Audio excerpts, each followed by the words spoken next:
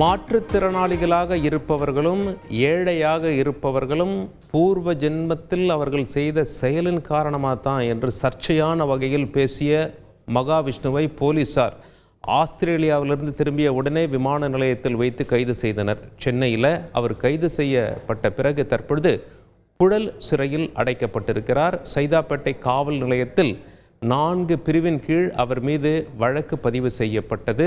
பிறகு அவர் சைதாப்பேட்டை அரசு பொது மருத்துவமனையில் பரிசோதனை நிறைவு பெற்று எழும்பூர் நீதிமன்ற குடியிருப்பு வளாகத்தில் ஆஜர்படுத்தினர் போலீசார்.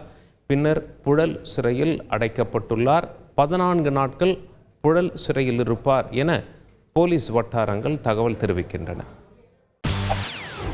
செய்திகளை உடனுக்குடன் தெரிந்து கொள்ள உடனே சப்ஸ்கிரைப் பண்ணுங்க.